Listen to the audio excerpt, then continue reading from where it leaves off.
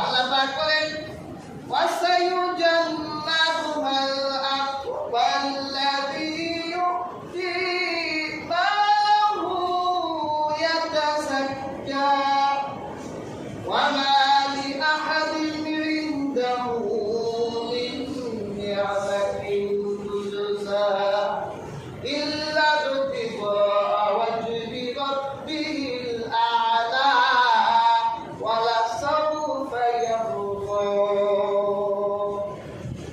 এই আয়াতগুলো নাযিল হয়েছে হযরত আবু বকরের শানে। আল্লাহর হাবিবের সবচেয়ে কাছের সবচেয়ে প্রিয় সাহাবী ছিলেন হযরত আবু বকর। ইয়া হাজিরিন, আমরা তো উসমান গনির দানের কথা জানি যে আল্লাহ রাসূলের সবচেয়ে বড় দাদা উসমান গনি ছিল, কিন্তু আবু বকর কেমন ছিল জানেন?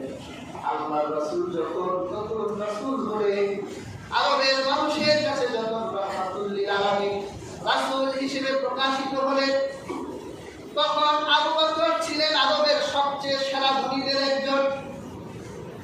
শুধু আরবের ধনী ছিলেন না, তিনি ইন্টারন্যাশনাল বিজনেসম্যান ছিলেন। তিনি ব্যবসার জন্য সেই শাম দেশে যেতেন, সিরিয়া যেতেন, ইরাক যেতেন, পৃথিবীর বিভিন্ন জায়গায় ঘুরে বেড়াতেন ব্যবসায়ী খবর নিয়ে। যখন রাহমাতুল লিল আলামিনের হাতে হাত রাখলেন, আল্লাহ রাসূল সত্য নবী হিসেবে প্রকাশিত হয়েছেন। রাসূলুল্লাহ দিনে আলাদা আগে প্রবেশ করেনি, গরিব মানুষগুলো আগে ঢুকেছে। হযরত বেলাল ঢুকলো, গরিব মানুষ ঢুকছে। একটা প্রতিষ্ঠান চালাতে গেলে অর্থ লাগে না। হযরত আবু বকর ঢুকলেন, দেখলেন সব গরিব মানুষগুলো রাহমাতুল লিল আলামিনের চারদিকে।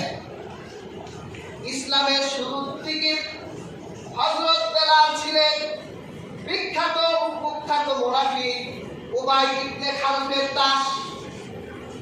হযরত বেলাল যখন উবাইয়ের বাড়ির পাশ দিয়ে আছে, উবাই ছিল হযরত আবু বকরের বন্ধু, মানুষ ব্যবসায়ী বন্ধু। বাসার পাশ দিয়ে আসলে দেখে গাছের সাথে শিকল দিয়ে কালো একটা মানুষকে বেঁধে রেখেছে। ওই মানুষটা কান্না করছে আর বলছে আহা তাওহীদের। হযরত আবু বকর দেখলেন ওই কালো মানুষটার কণ্ঠে তাওহীদের ঘ্রাণ পাওয়া যায়। একদিন হযরত আবু বকর কালো মানুষটার কাছে গিয়ে বলল, তোমার নাম কি? আমার নাম বেলাল। বাড়ি কোথায়? আমার বাড়ি সেই আবিসিনিয়া, আফ্রিকার মানুষ। আমি গোলাম হয়ে গেছি, উমাইয়া ইবনে খালফের গোলাম। তোমাকে এইভাবে বেঁধে রেখেছে কেন? হযরত বেলাল বলল, আপনি কি শুনেন না এই খেজুরের দেশে একজন নবী এসেছে, আর ওই নবী এক আল্লাহর কথা বলে, আখিরাতের কথা বলে। আমি তো ওই রাসূলের প্রতি বাড়ি দিয়েছি, আমি তো আল্লাহকে বিশ্বাস করেছি। এটা আমার অপরাধ। এই অপরাধের কারণে উমাইয়া আমাকে বেলাল পিটায়, সকাল সন্ধ্যা পিটায়। আর যখন সূর্যের আলো প্রখর হয়ে যায়, মরুভূমির বালুকা রাশিগুলো যখন কয়লার মতো গরম হয়ে যায়, তখন আমার মালিক আমাকে সেখানে শোয়ায় রাখে। আমার শরীরের চামড়াগুলো দেখে পুড়ে গেছে, ছাই হয়ে গেছে। আমার শরীর থেকে চর্বিগুলো বয়ে যায়। হযরত আবু বকরের মন এমন কষ্ট পেল। হযরত আবু বকর মনে মনে সিদ্ধান্ত নিল, আমার যত সম্পত্তি আছে না কেন, ওই সম্পদ দিয়ে এই বেলালকে আমার উদ্ধার করতেই হবে। আল্লাহর হাবিবের কাছে চলে গেলেন। ইয়া রাসূলুল্লাহ, ইয়া হাবিবাল্লাহ, আপনি কি উমাইয়ার বাগানে এক আশিকের ঘ্রাণ পান না? আল্লাহ রাসূল বলে, শুনি তাওহীদের কালিমা গ্রহণ করার কারণে ঘ্রাণ দিয়ে পেটানো হয়। ওই আবু বকর, তুমি কি পারো আমার বেলালকে আমার কাছে দিতে? হযরত আবু বকর বলেন, কি বলে? আমি বেলালের সম্পদ তো দূরের কথা, আপনার কদমে তো আমার জানটাই কুরবান করে দিয়েছি। বলল ভাইয়া তোমার এই কালো গোলাপ আমার লাগবে, কি চাও যা চাইবা তাই দিব। ভাইয়া বলল এটা বিক্রি করবো না, এটা অপরাধী, শাস্তি দিব। শাস্তি দিও না ভাইয়া, যা চাইবা তাই দিব।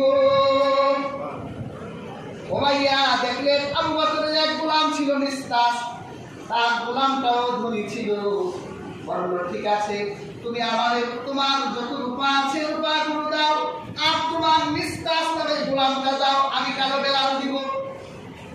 হযরত আবু বকর যখন বেলালকে কিনে দিলেন, তখন ভাইয়া বলল যে আবু বকর আমি জানতাম এই আরবের লোকে তুমি মেধাবী ব্যবসায়ী, কিন্তু আজকে দেখলাম তোমার মতো বদ্ধ বোকা নাই, দিন গ্রহণ করে তুমি তো বোকা হয়ে গেছো।